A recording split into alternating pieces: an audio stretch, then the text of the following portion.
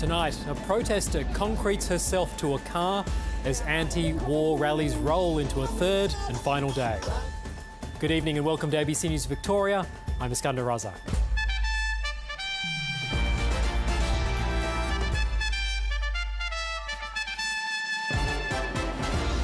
Also tonight, a third runway for Melbourne Airport green-lit, but noise concerns remain. New laws to crack down on tech giants, banks and telcos that fail to protect scam victims. And is freshly retired Richmond legend Dustin Martin already dusting off the boots?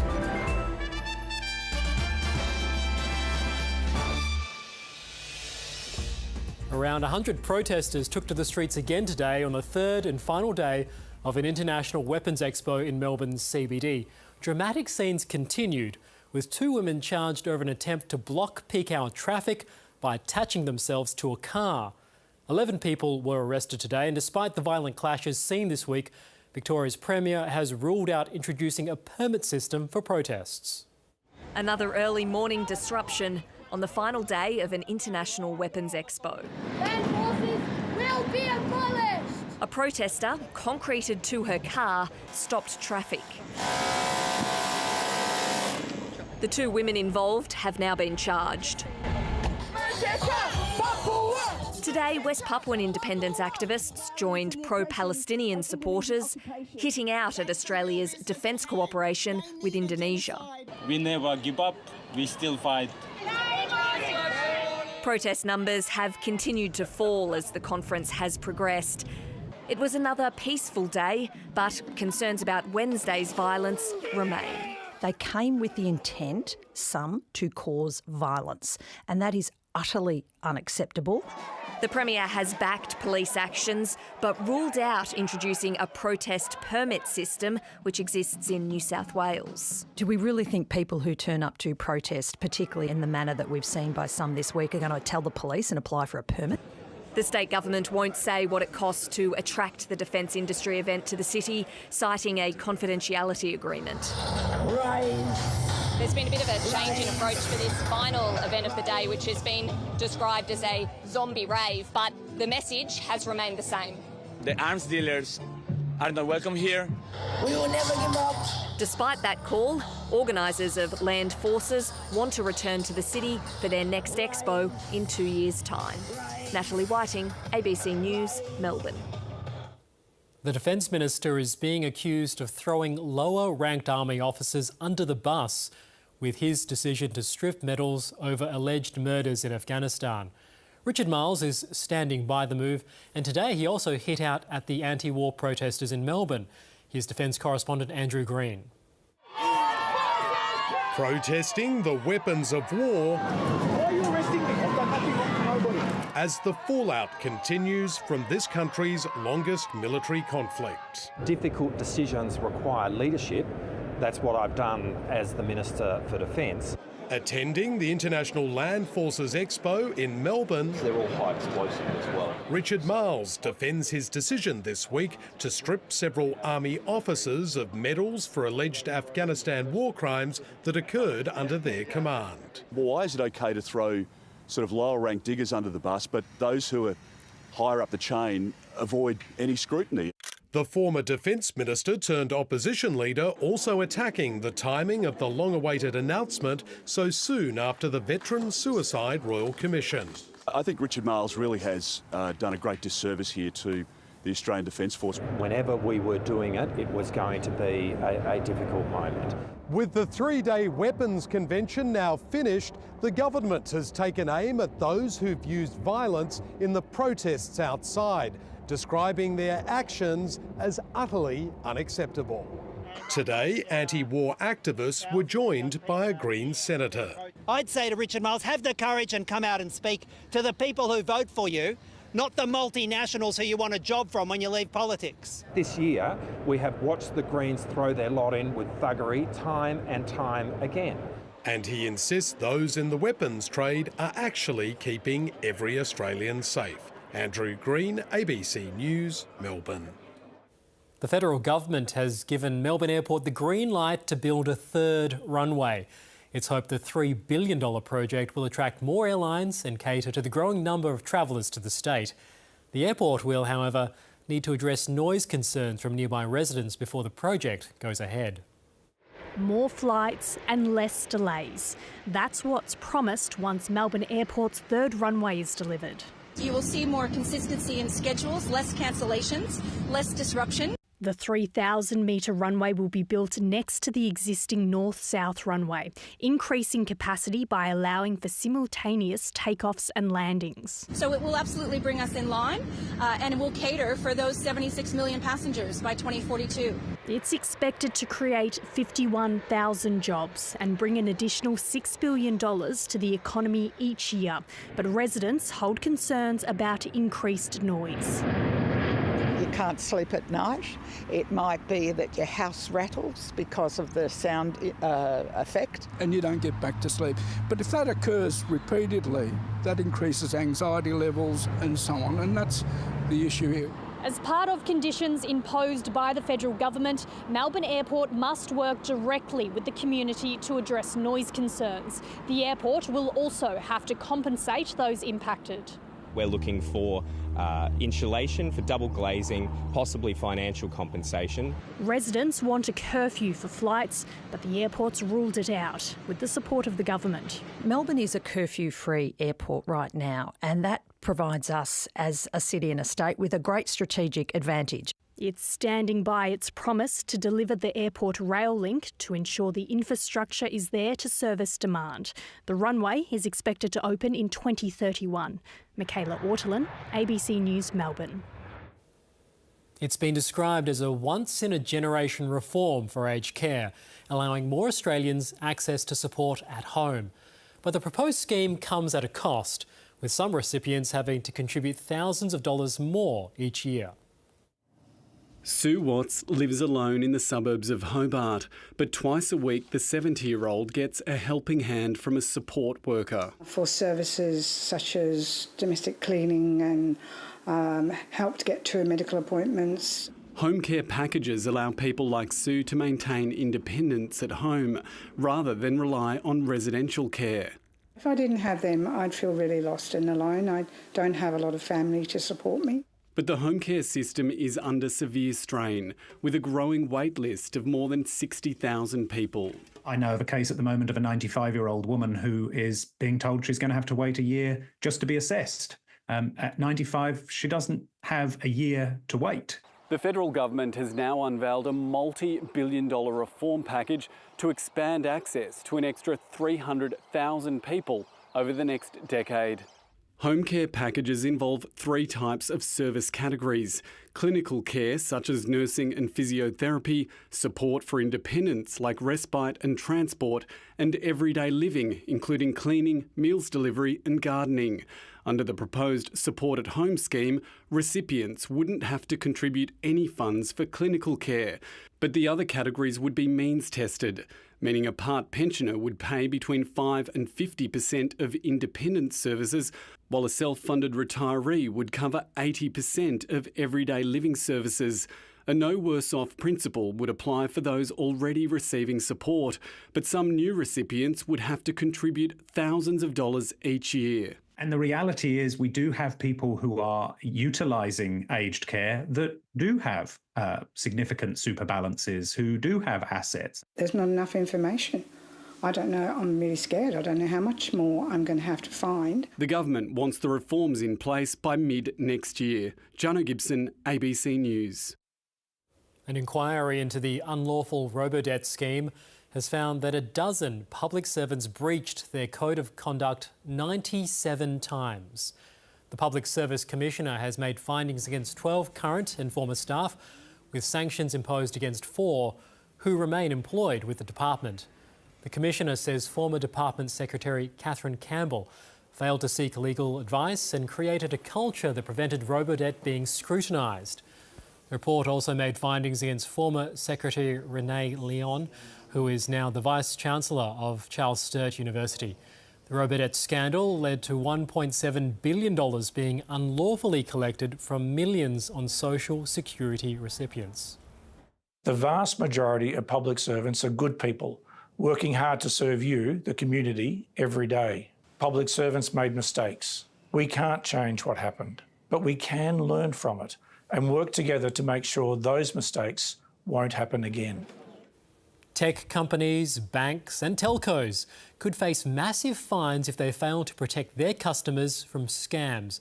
They could also be forced to pay compensation to victims under new laws proposed by the Albanese government. Just weeks before buying his first property, Ilya Fomin lost $280,000 to a scam. It was such a huge shock, you do not feel much. Criminals stole his money after they emailed him impersonating his lawyer. He believes the two banks used to shift the funds could have done more. They didn't check neither the address nor the name, and they just let the money go. His bank maintains it did nothing wrong. I believe that if our people had seen those red flags, they absolutely would not have processed the payment. Banks will have to ensure that they are confirming the identity of a payee when a transfer is being made. With Australians losing billions every year, the government is demanding action from banks, telcos and tech companies. We'll ensure that Australia is leading the world in the fight against scams. New obligations will cover how to prevent, detect, report, disrupt and respond. If companies fail, they could be forced to pay compensation and fined up to $50 million. The banks pushed hard to have other sectors on the hook. Telcos will have to combat dodgy texts and calls, and digital platforms verify advertisers. Both will also be liable. It's more likely to prevent scams from ever starting, and it's a much fairer way of attributing liability. Consumer groups have reacted positively, but are pushing to ensure most victims are repaid. A model that incentivises businesses to fortify their systems and protect their customers. Key details, including exactly what this means for future scam victims, is still being worked out. But despite that, the government wants to pass the laws this year. Michael Atkin, ABC News. Fans are streaming into the Adelaide Oval ahead of tonight's do-or-die AFL semi-final, with the young Hawks side taking on an under-pressure Port Adelaide. Our reporter Nethma Dundenia joins us now from outside the ground. Nethma, how many of the Hawthorn faithful have made the trip to Adelaide? Thanks, Isk. Yeah, thousands of Hawks fans have made the journey across the border, but the Power faithful still outnumber them here at Adelaide Oval. A short time ago, the Power fans marched from across the river here to Adelaide Oval. The last time these two sides met, the Power made a late surge to beat the Hawks by 1 point. So the Hawks boys will be wanting to get revenge, and as the hottest team in the AFL right now, they're coming here with a lot of confidence. In team news, a late change. The Power Charlie Dixon is a late out with Will Lawrence to replace him only in his second game of AFL. Todd Marshall and Josh Sin are also to be included into the side to replace the injured Ryan Burton and Jed McKenty, who has been dropped. For the Hawks, Jai Sarong comes in to replace Sam Frost, who's out for the rest of the season after injuring his foot last game. So it's going to be a brilliant game. The atmosphere is building and the sound is just going to grow as we get closer and closer to kick-off. And we'll have more AFL news later in the bulletin, but for now, Nethma Dundenia in Adelaide, thank you.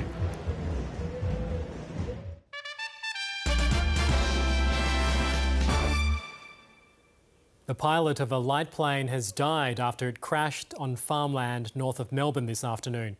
It was flying over a property on Coleman Park Road near Reedsdale just before midday when it crashed.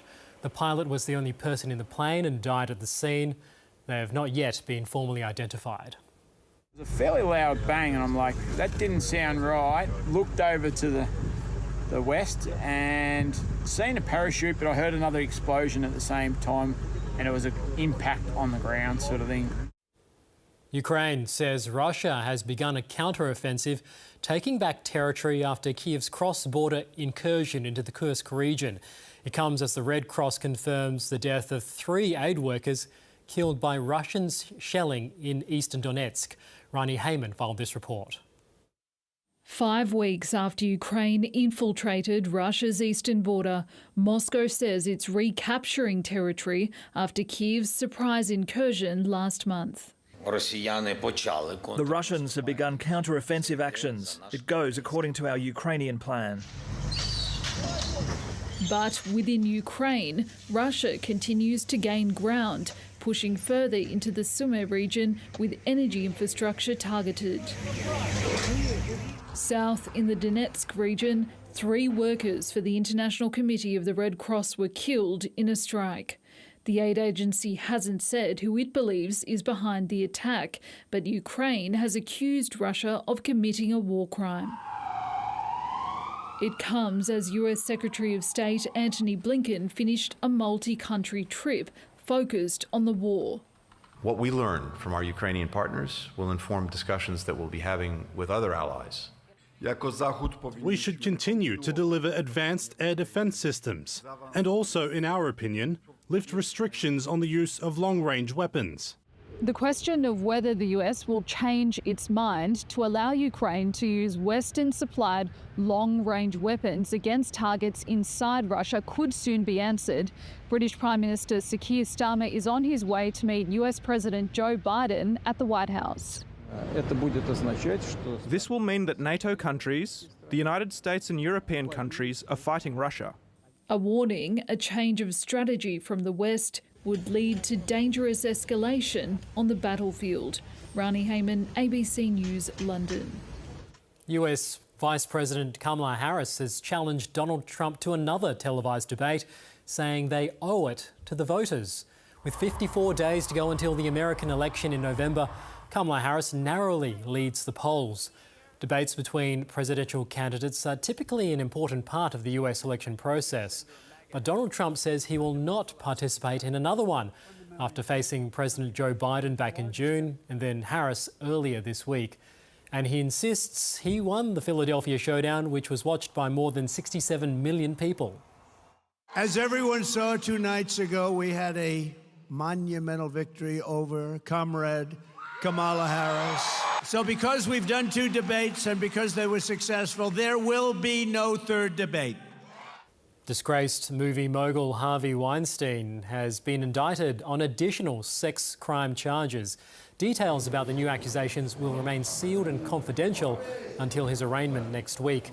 Manhattan prosecutors are preparing to retry the former Hollywood producer after his original New York rape conviction was overturned in April. Back in 2020, Weinstein was found guilty, but the New York Court of Appeals threw out the conviction, citing that he did not get a fair trial. Weinstein remains in custody, but inside a New York hospital where he's recovering from heart surgery. Imagine a village with no boys or men. In Cambodia, a special all-female community is providing a safe haven for girls and women, all thanks to a former top Australian film executive. The Girls to Granny's village lies in one of Phnom Penh's most impoverished neighbourhoods, and there's hope it could provide a model for other developing countries. Making, playing and dancing. It's show and tell time at this kindergarten in Phnom Penh. But for so many children in Cambodia, what happens outside of school is much less fun. It's really bad because there's a lot of gangsters, a lot of people that selling drugs, and it's really scary. It's particularly risky for young girls, so they've now got their own village complete with 50 homes, a library and not a boy or man in sight. When I live outside this village, my sister got harassed by other people, so we moved here. It's the safe place for us to live.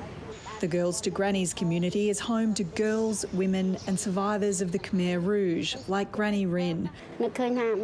We are so grateful and very excited, and I feel my miserable life came to an end when I moved here.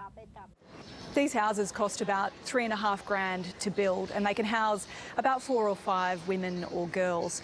And given just how crucial safe and secure housing is to ending the cycle of poverty, that's pretty good value.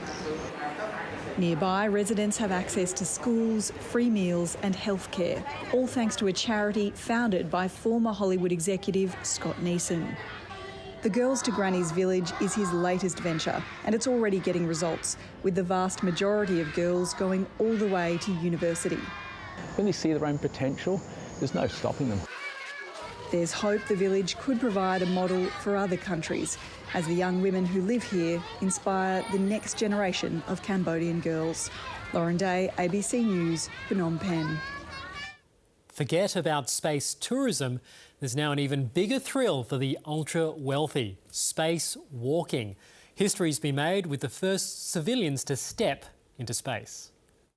Orbiting 700 kilometres above Earth, the Polaris Dawn crew of 4 prepare the right conditions for the risky operation. All the extensive training that they've gone through to get to this point, this has been years in the making. For the first time, a space crew was going out of a craft without the safety of an airlock. Mission leader Jared Isaacman opted to open the hatch manually. SpaceX copies, hatch open. The helmet cam vision of tech billionaire Jared Isaacman, who funded the mission, shows a perfect view of our blue planet. Back at home, we all have a lot of work to do, but from here, Earth sure looks like a perfect world. The other astronaut out of the Dragon capsule hatch was SpaceX engineer Sarah Gillis. Their spacewalk was the highest ever executed, hundreds of kilometres above even the International Space Station. They have gone further from Earth than anyone since the Apollo missions. They're about 1,400 kilometres away at peak. The space station's only about 550 kilometres. The mission has been 2 years in the making and is breaking new ground. The riskiest part of it is that you threw away your atmosphere and then you have to rebuild it after the mission. There is no airlock. The Polaris Dawn spacewalk is testing new technology as well as marking a milestone for private space exploration. SpaceX has these huge ambitions of getting to Mars and making life multiplanetary. And in order to get there, we need to start somewhere. Pushing the boundaries and preparing for a safe re-entry in 2 days' time. Jenny Lavelle, ABC News. Turning to finance, gold miners have propped up the share market and interest rate cuts overseas are driving the precious metal to new heights. Here's David Chow. The price of gold is now at its highest level ever, which is bad news if you're thinking of proposing anytime soon. But great if you happen to own lots of gold that's locked up somewhere. It's partly because of safe haven demand and the fact interest rates are coming down, which is a sign that the global economy is struggling. Last night, the European Central Bank cut its deposit rate for the second time in 3 months. It's also because Europe is a lot closer than we are when it comes to bringing inflation down closer to 2%. And the US Federal Reserve will be next in line.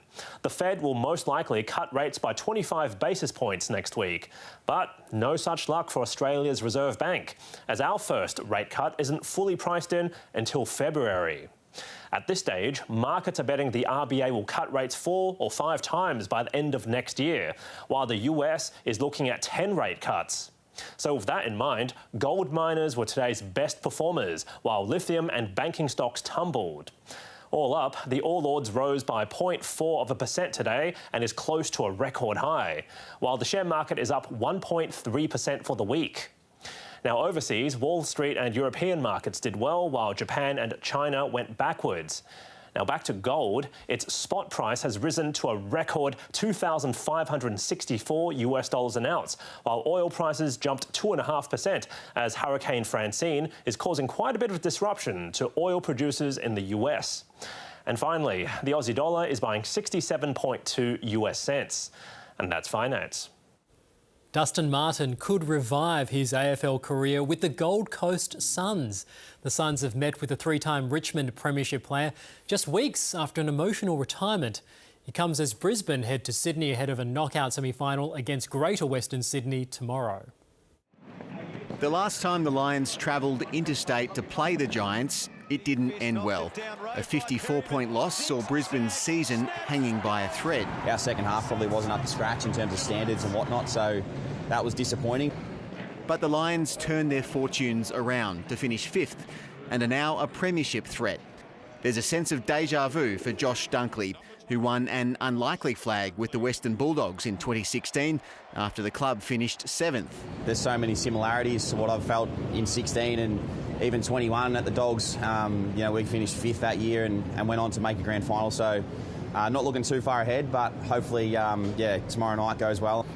Tom Papley's focus is tonight. The Swans will play the winner of the Hawks and the Power. I'll be glued to the TV tonight. I love footy. And he loves the Hawks too. I think just the energy they bring, looks like they're just having fun out there. He praised the Hawks' small forward brigade, with Nick Watson and Jack Ginnivan leading the celebrations. He's good for the game, he's a character. It's just Ginny. And it might not be the end for one of the game's greatest. The Suns have met with Dustin Martin to work out whether the Brownlow medalist is a good fit. Martin retired as a Tiger at the end of the home and away season, but has long been linked to the Suns, led by Martin's former coach, Damien Hardwick. Tom Maddox, ABC News. The Western Bulldogs have slumped to their third straight loss to start the AFLW season, and an injury to star Ellie Blackburn has made matters even worse for the side. Blackburn rolled her left ankle in the dying stages of the loss to the West Coast Eagles and had to be helped off the field. The club is still waiting on results from scans to determine the extent of the injury. Eagles young gun Ella Roberts was impressive throughout the game, picking up 23 disposals and a goal in the 11-point win at Whitten Oval.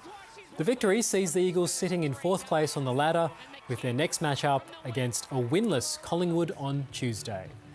Victoria's love affair with the Matildas will continue this December, with the much-loved football team announcing 2 matches to be played here. Both Melbourne and Geelong have scored hosting duty for the pair of friendlies against Chinese Taipei. The Matildas will play at Melbourne's Rectangular Stadium on December 4, before heading to Geelong's Cardinia Park on December the 7th. It'll be the team's first Geelong visit since 2017 and follows the completion of Cardinia Park's 20-year, $340 million redevelopment. Australia remains unbeaten in the group stage of the Davis Cup finals after beating Czechia 3-0 in Valencia. Tanasi Kokkinakis won the opening match over Jakub Mensik 6-2, 6-7, 6-3. Alexei Poprin then secured victory for Australia after Thomas Mahach retired hurt. Max Purcell and Matthew Ebden finished the clean sweep with a 6-4, 6-2 win over Mensik and Adam Pavlicek in the doubles. Australia face Spain on Sunday. To the weather. Overnight minimums mostly range between 2 and 9 degrees, getting down to -3 at Falls Creek and Mount Hotham. It remained partly cloudy in the south and mostly clear in the north, with some isolated light showers about the Otway Ranges and southwest Gippsland. The state's top of 22 was recorded at Walpiop. In Melbourne, the temperature reached 15.6 degrees at 1:30 this afternoon. It was a touch warmer in Laverton and it just hit 11 in Mount Dandenong. Around the country, it was mostly sunny in Sydney, Adelaide, Darwin and Brisbane, mostly cloudy in Hobart and sunny in Perth. The satellite picture is showing low-level cloud over much of the southeast of the country, with mid to upper low-level cloud over Tasmania. A strong high-pressure system is extending a ridge across the state. A cold front will push up into southern Victoria on Saturday morning. A high-pressure system will bring showers to Tasmania, southern Victoria, eastern New South Wales and along the Queensland coast. For the capital cities, it'll be partly cloudy in Adelaide and Brisbane, mostly sunny in Sydney, showers for Hobart and sunny in Perth and Darwin. Back home, a cold day with scattered showers throughout and storms possible in parts of the southwest in the afternoon. Patchy cloud in Bendigo and 15 in Echuca. Patchy morning fog and frost in the northeast, showers falling as snow above 1,400 metres and thunderstorms likely in Gippsland. An overnight low of just 1 for Corryong, and it'll be windy in Shepparton tomorrow. Speaking of the winds on the bays, 20 to 25 knot southerly winds will get up to 30 knots by the evening, waves up to 1.5 metres. And there's a strong wind warning for Port Phillip, Gippsland Lakes, West Coast, Central Gippsland Coast and East Gippsland Coast. A frost warning for the Northeast Forecast District and a sheep grazier's warning for the Northeast, Central West and South Gippsland and East Gippsland Forecast Districts. For Melbourne, showers tomorrow with a chance of a thunderstorm in the afternoon and evening, a top of 12 down to 9 degrees tonight. And looking ahead for Melbourne, Sunday cloudy and 13, Monday a shower or 2, just a high of 15, Tuesday partly cloudy and 19, Wednesday showers developing again and that could be the wettest day of the week with up to 7 millimetres forecast, and Thursday and Friday we're looking at 16 and 17 degrees. That's it for this evening's bulletin. I hope you'll join me again tomorrow night from 7. Until then, have a spectacular Friday. Good night.